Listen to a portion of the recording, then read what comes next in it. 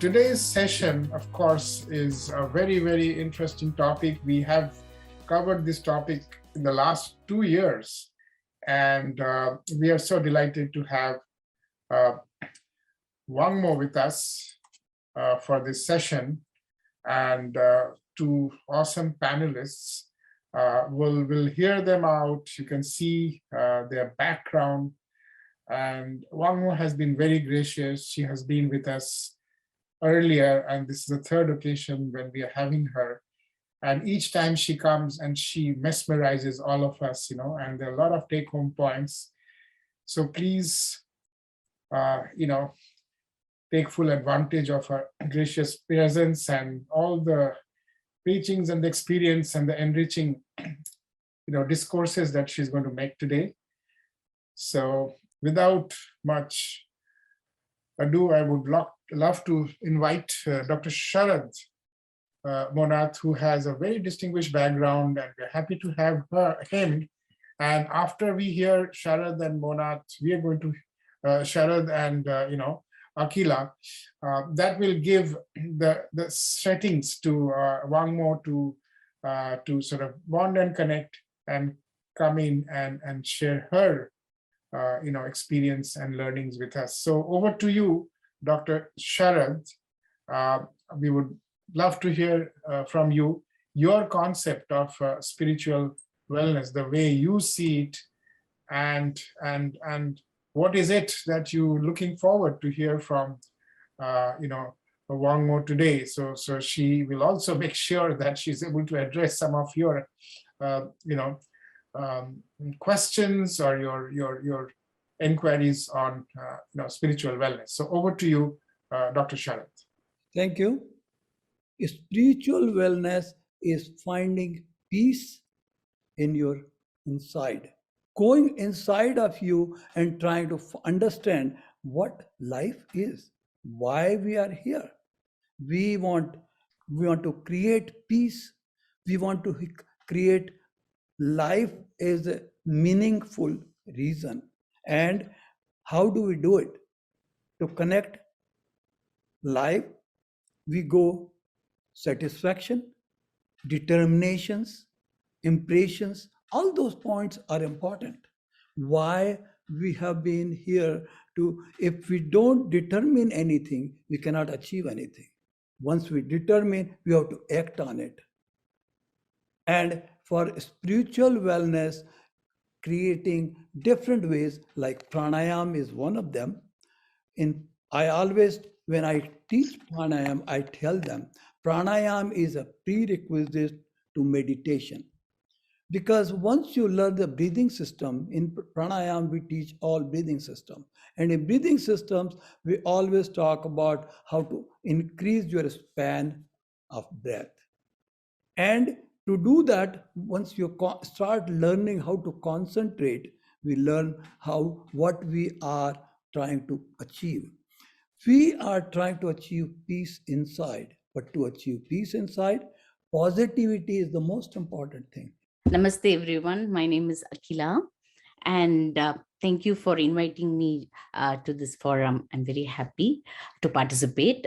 So the main thing I learned while doing yoga is how to take care of our central nervous system. That is, we have a sympathetic nervous system and parasympathetic nervous system. So this parasympathetic nervous system is the place where our body, it tells our body to relax and calms down. Whereas the sympathetic nervous system is always on the flight or the fight or the flight mode. So I always felt I was always rushing and I was always getting anxious and stressed out. So when I did yoga, I started looking at me inward, and I could see a good transformation in myself. And when I started teaching to others, and it was like a very loving experience, and I till now I enjoy it. And I have a wonderful set of teachers from Yoga Bharati, Ashwini ji, and many other teachers who really guide me to become a better teacher now. So I thank for giving this opportunity and a lot of learning from this wellness group. Thank you. You can see the very distinguished background of Wang Mo. She's based here in the Bay Area, but she has a following world over. And, it would be always nice to hear from her, what she has done since the last 1 year she came here. I'm sure a lot. She's traveling, she's constantly building new content, inspiring people. So thank you so much for your gracious presence, Wang Mo. And over to you. We are so delighted to have you. Thank you all so much for this opportunity to be with you on the Saturday morning. I'm actually up in the mountains at close to our retreat center called Ratnaling. Ratna is like a jewel. And so I'm here taking some quiet time. So if the connection is not so stable, please excuse me. So far, it is fantastic. Okay, wonderful. Well, I'm delighted to meet you all again. For me, our spiritual path is the key to cracking everything. Our spiritual lives are really at the heart of this precious journey that we are on. So what we call Dharma, this abundance wealth that your country, India, is so blessed with, just tremendous treasures, with so many traditions that have been born in this, what we call the Arya Desha, this noble land, motherland of India. Of course, we know about Hinduism, Jainism, Buddhism, and so many other great faiths, spiritual faiths that have been born from this beautiful country of India.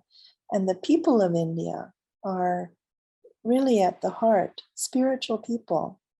So I feel so humbled to be speaking here when I know all of you have been brought up in a lineage of a great spiritual traditions, whatever spiritual tradition you belong to, your community. But there's just abundance of treasures there. And so today I'd like us to kind of recollect and bring that back into our awareness, because there's just tremendous preciousness in this, in our spiritual path. So I'm going to present my slide. I'm Wang Mo Dixie. I'm the director of Dharma College, which is based in downtown Berkeley, in the heart of downtown Berkeley. And we have a 32,000 square foot building. It happens to be a historical landmark building, very close to UC Berkeley. And what we do is really focus on our spiritual path, trying to understand mind and self. Mostly in a secular way, we like to open the gates to all, to welcome all beings to know more about themselves, especially when we heard from Dr. Manat about how do we find this peace? And also, how do we integrate that into everyday living? So it doesn't just become a place where we sit on the cushion or that we do our yoga only for 1 hour, but that we really integrate it into our lives so that even when we're cooking or when we're taking out the garbage, we are actually practicing a spiritual life. And that is what we try to do at Dharma College, is really invite all to start living a path of wisdom and compassion. So our spiritual landscape, that's everything to me. Our spiritual landscape includes all. It doesn't mean going to the temple only, or sitting on a meditation cushion, or going to a Dharma talk. Our spiritual landscape is our lives, our precious human lives. Now, I'd like to begin by really questioning this aspect of beginning to have a deeper connection to ourselves. That the wealth of our understanding of our lives, connecting closer to how our mind operates and how our emotional ups and downs, all of that, we connect to that because that's a very rich source of knowledge. So we begin here with self-knowledge. So how do we get back in touch with ourselves? And how do we genuinely become free? When we begin to look clearly at our inner nature, our perspective, we gain a perspective on our development that frees us to grow. And this clarity is the beginning of self-knowledge. We can begin by just beginning to pay attention to our mind and body.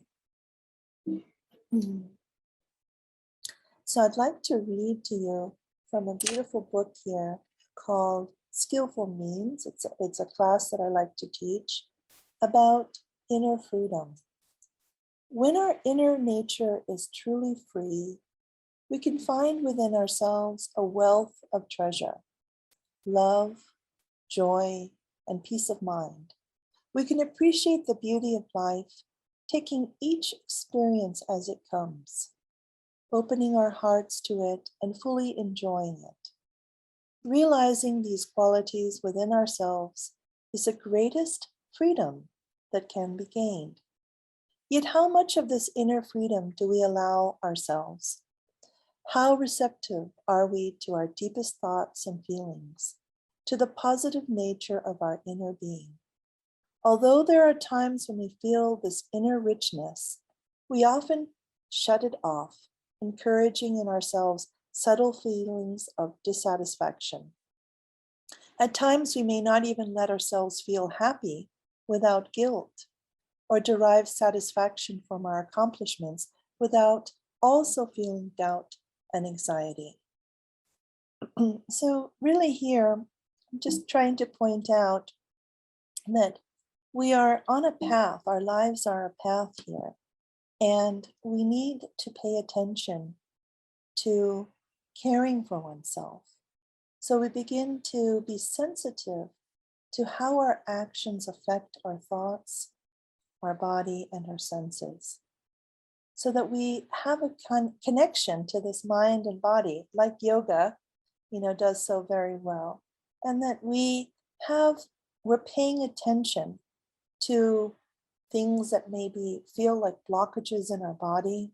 And we can even do a body scan by just sitting quietly in our chair and paying attention to the subtle energies in our body, just through our breath. What do we notice about any blockages that might be there? Maybe you have pain in your neck, or maybe you have your gut, there's something that feels uncomfortable in your gut. This is all about paying attention to the body, our mind and body interacting together. Can we identify where those blockages lie? Are they covering up something? Did we notice our actions having an impact on our body and senses? Let's say, for example, you're in an argument with a friend. Does that dispute or that verbal communication actually impact the body? Those feelings actually lend in the body, the communication, the verbal communication, the language impacts the body. So how much, the question is, did we pay attention to ourselves today or yesterday? And then I'd like to offer this idea of applying this cooperation between mind and body, a sense of harmony between the mind and the body, so that there's a coalition of our thoughts, feelings, and sensing. Nothing stops us from experiencing and expressing that kind of care. And very much what we do in our life, this work, and when we are in our professional lives, or whether we have our family lives, everything is interconnected. And our spiritual life is the whole encompassing aspects of both our work life and our family life, and let's say together becomes our spiritual life.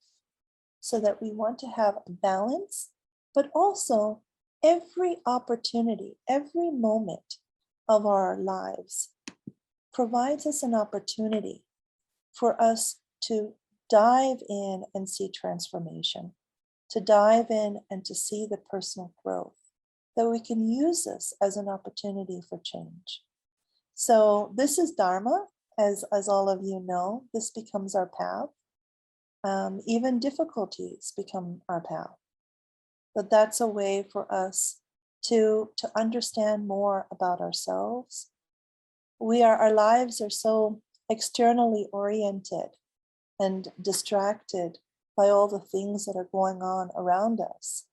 But if we can pay attention to this mind, this precious mind and body, and ultimately to connect a cooperation, a harmony, then we become in the flow.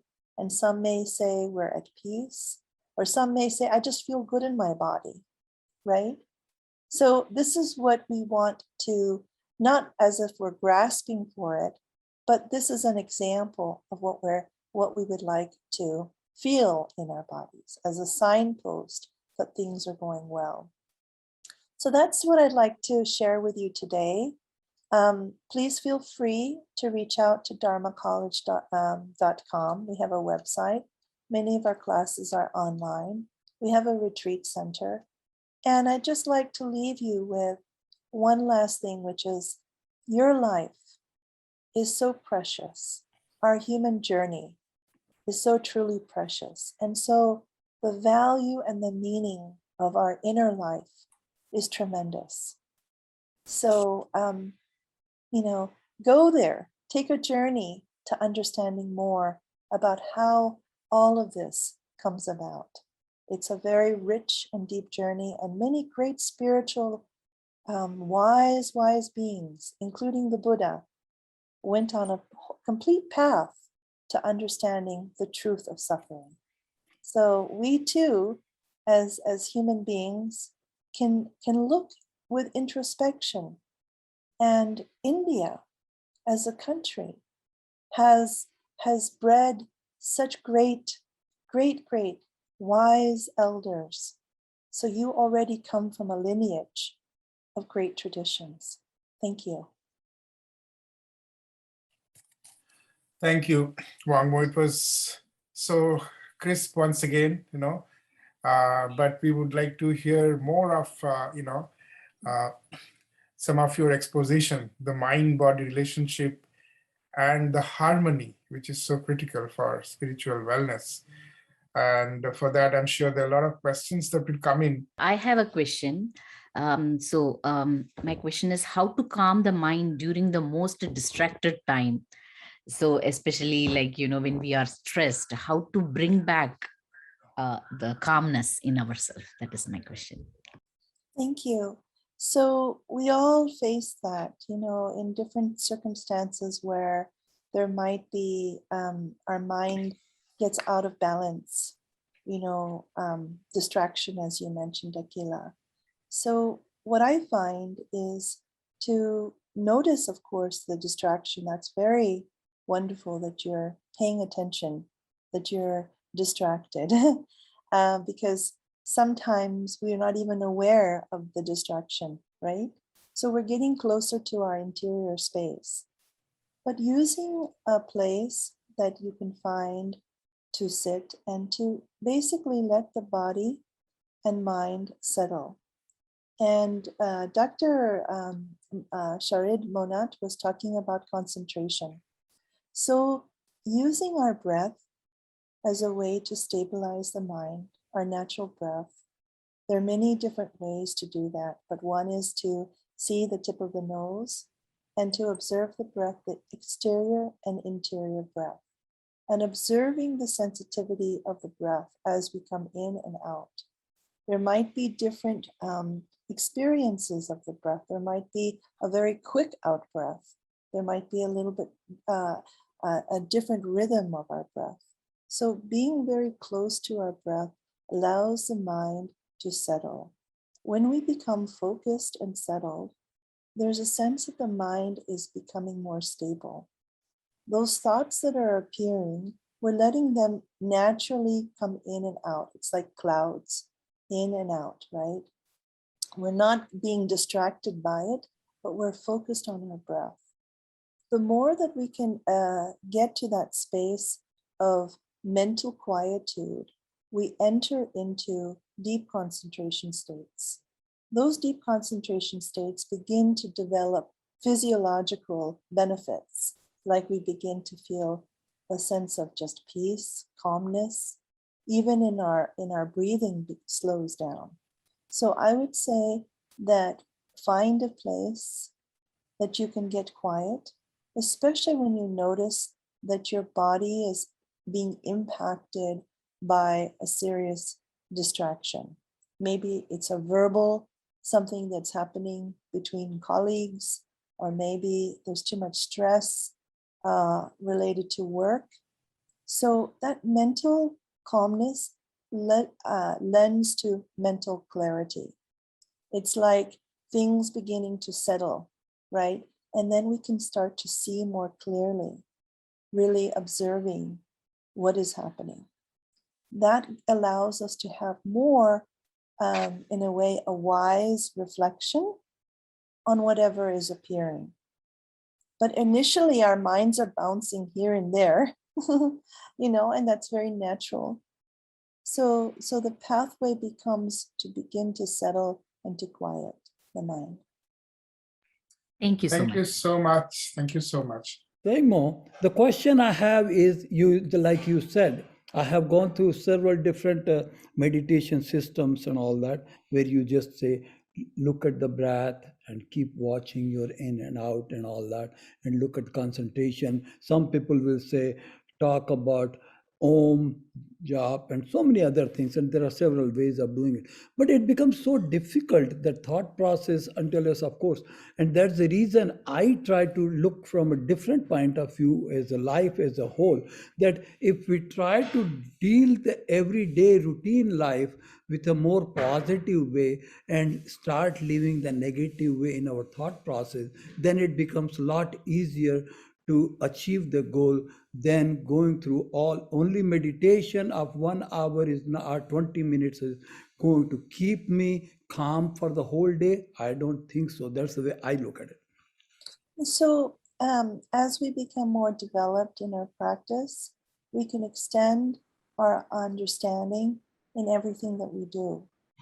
So when we are walking, we can apply that sense of attention to each step, that mindfulness, as we, so many people have become aware of mindfulness, but that direct attention to doing as we are, as the embodiment of the experience, so that we're not disconnected. The distraction is the disconnection. The distraction, so what you're speaking about is integration. And that is ultimately how we wish to be, to really lead a spiritual life. And so the positivity is a natural outcome. It's a natural fruit. When you are deeply quiet in your interior space, those of you who have practiced will know that you feel almost like a natural smile, internally. So the benefits of that, of having a healthy and abundant spiritual life, is that we don't have to take artificial drugs to feel good. It's a natural embodiment experience. So, we can transcend even very deep challenges in our life as a pathway. So this becomes our pathway. Everything that is in front of us is our spiritual path. And this is about, stress reduction, for people living in the Silicon Valley.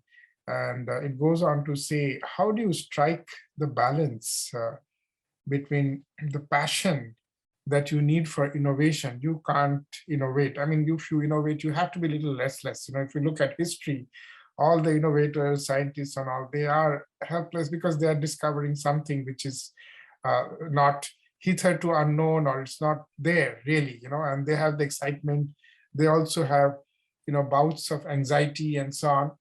And these are all backed up by passion, because if they don't have passion, then obviously they can't innovate, right? It's a very significant question, coming from Naren Bakshi, who's also the co-founder and the chairman of a board of trustee, and he's also a health hero.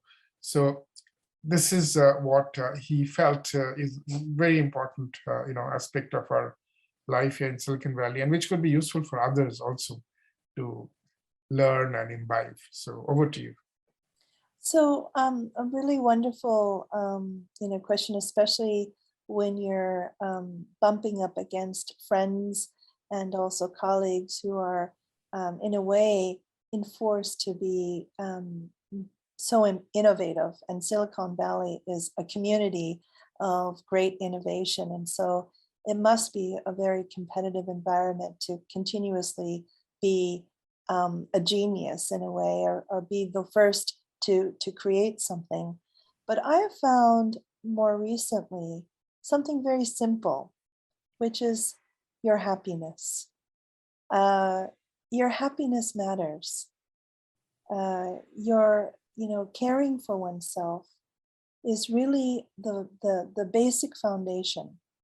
So when you are happy, and that becomes also a question of how to find your happiness.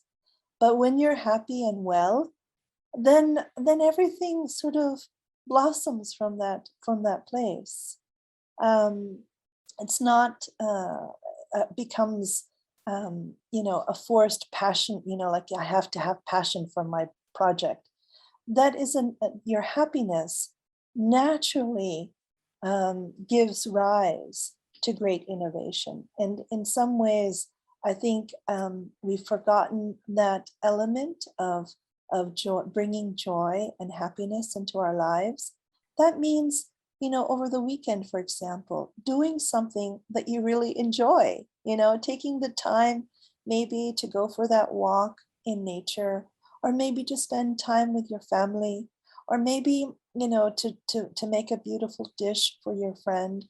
But what gives you happiness gives you joy and energy, that positive energy that Dr. Sharad Monat, we're all searching for that positive energy, which helps and supports us to lead with confidence.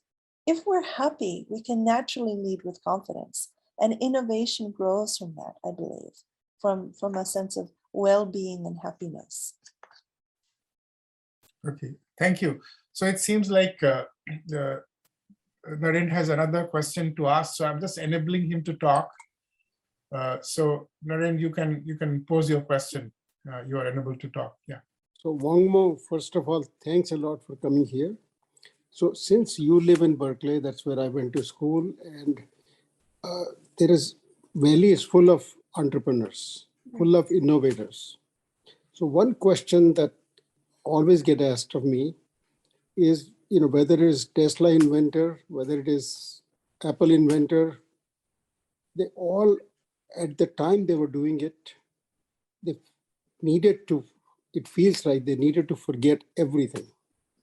Their mind was single focus on one item. And it seems like, that's what entrepreneurs will tell you, that is what is required, is focus. So how do we make sure that our entrepreneurs also understand that focus has no meaning unless you have health? So that's my question. How do we teach our entrepreneurs that they are actually going to lose in life if they don't take care of their own health? Mm-hmm. Well, thank you so much for that question. And, each of us have that unique criteria, to assemble and collect what feels good for you, but we need a landscape, an interior landscape where wisdom can blossom, where these great genius ideas have the space to be fertilized. If you imagine when you're planting a seed in the ground, you want to have a rich soil, right? You want to have healthy soil. Otherwise, the plant won't grow up. right? So just in the same way, also even the idea of like, I've got to have a genius idea adds an element of stress. But if we can naturally, take care of ourselves, that is our minds and body, and our bodies give us signals. We can, if there are issues in our body and we pay more attention to our body, we can actually catch disease before it comes. And I'm sure in this Crack the Wellness, you're so much attending to that. So paying attention to our body, paying attention to our thoughts, that is kind thoughts to self, not toxic thoughts to self, and to creating the rich, fertile environment for these ideas, these genius ideas to blossom. But we need to take care of ourselves first, right? In order for us to be in an environment where we're expected. If our natural environment is not well, then these seeds cannot take root, right? So the ultimate sort of rich, fertile, what we can understand, the richness of our lives is in fact the soil itself. It's our life, what we have in front of us, the challenges and the good times, all of this, the good and the bad, become the rich source, the nutrition for us to understand more about who we are. Many times we're so disconnected because we're always chasing outside externally, right? Thinking that that's going to be the answers to the problem. But if we get closer in our interior space, we may understand how this arises, right? And how do we perceive our reality? We may no longer be subject to those distractions. We may no longer be subject to what if someone came to you and said something very distressing. You may be able to have a bit of distance in getting wrapped up in what that person said. So these are the kinds of things that we begin to apply in our life. So it makes it whole and rich, and that we use everything moment to moment as part of our experience, our very precious experience. And that becomes our spiritual wellness or our spiritual life. Wonderfully said. So over to you, Sachin. A lot of things that that Ratnaling and Dharma Foundation and Wangmo has been doing. So any of your observation questions to that, it can benefit our participants, whom we still encourage to put questions in the box. So why don't you go ahead, Dr. Sachin? Yeah. So every time I talk to Wangmo, not just listen to her talk, it itself is a quite spiritual experience, because whole of this foundation is a living example of ideas which implement and think and propagate the mission, like the purpose for life for everyone, not just for individual.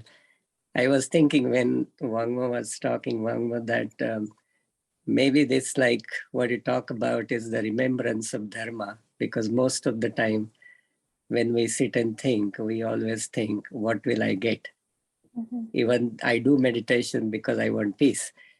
But when we become true givers and everything what I get is a byproduct, I believe that's the first step to spiritual wellness, mm-hmm. because we are doing for a bigger cause, and we are integral part of the cause, so we will automatically benefit from it.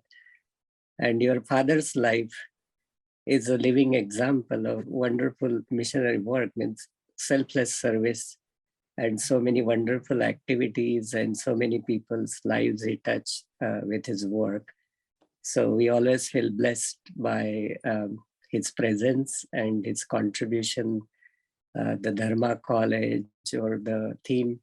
And also the service is based on everybody. Nobody said no for just funds or resource, like you go and reach out to them, to their ways, or your work in India and the work we did during the COVID times, making phone calls and willing to support or even think how these families will feed themselves and offer them the support for like groceries or the medicine kits. Or so the question to you, the spirituality which you embedded, does it came because your father was spiritual or it was there in you as a seed and it got sprouted because you were in the right soil and environment?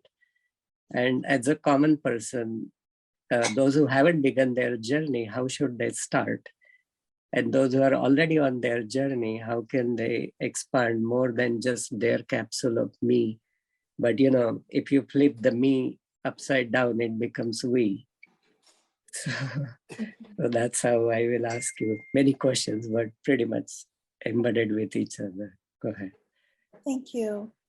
Dr. Sachin, I feel, we're all brothers and sisters in this planet, on this, as humanity together. And my path really, I've been very fortunate because I grew up with a lot of Buddhist symbols, my father being a Tibetan Lama and coming here to the States as a refugee and seeing his life as an example of someone who's very dedicated to the mission Right. of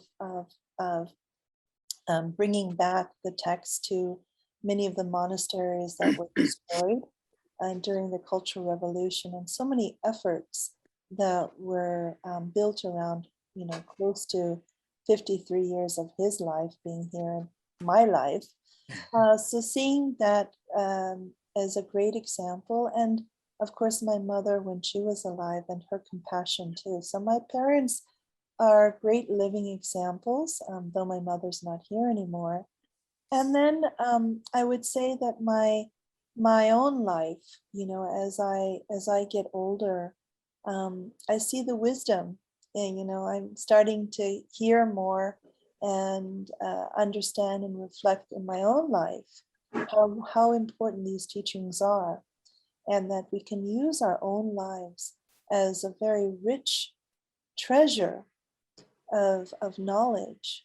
And I think the first step is to be curious, to be really deeply curious about our minds, and to understand understand self. And once we understand more about self, we have this incredible opening of great compassion for others.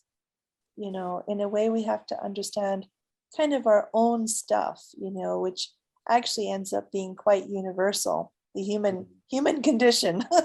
I mean, even though we all look very different and we come from different spaces, ultimately human condition is pretty similar. There's the truth of suffering.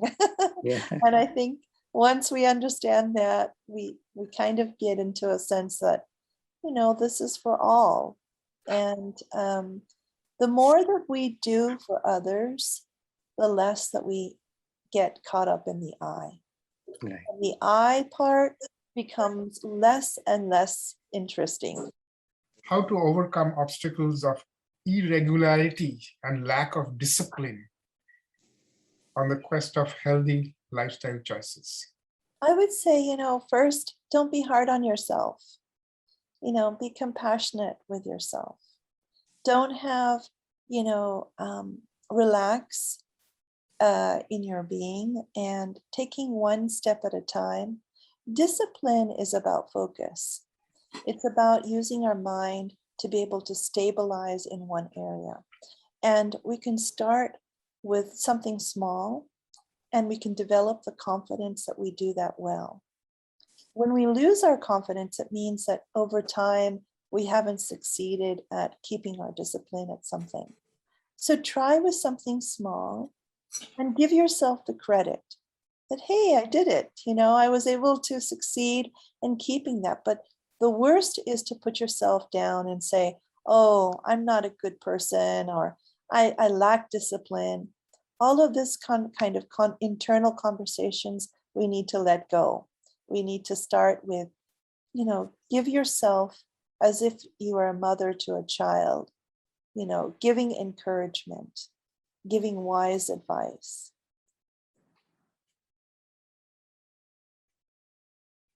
So I will extend the question further. I will also extend Naren's question further and what you answered.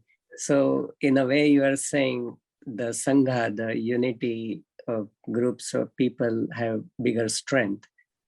And that's the right environment. So Crack the Wellness Code is one of that mission to provide the right soil and platform for everyone to grow, bring diverse ideas, and then blend them into more validated form than just being generic.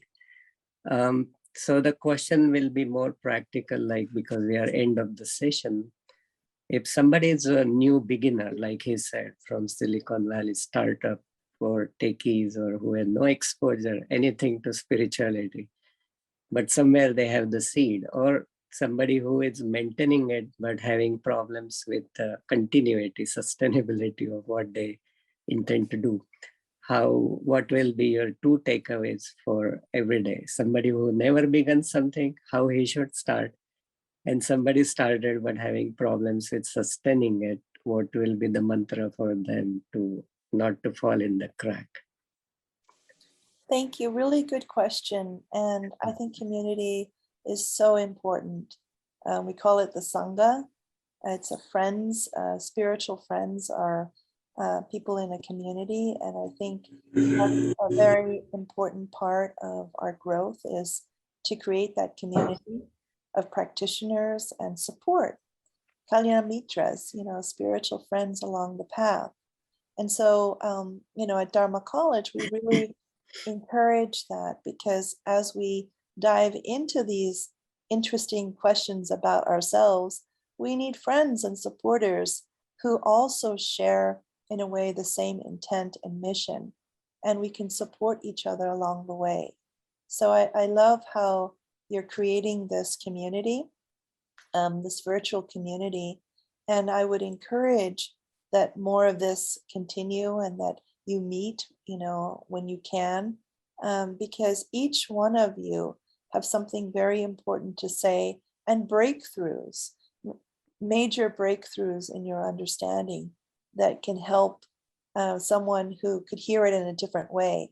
I'm just sharing, from my perspective, but equally so on this forum, each one of you will have something very valuable and a treasure to share that I also look forward to hearing from, based on your own experience.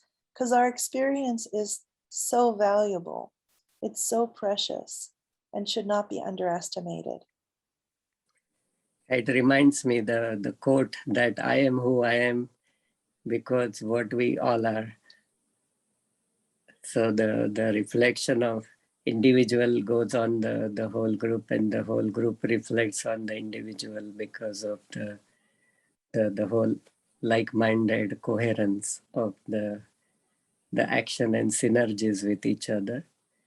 And we are very happy for your support, unconditional support to this cause always from the beginning, and coming and sharing your wisdom and resources and willingness to support this cause.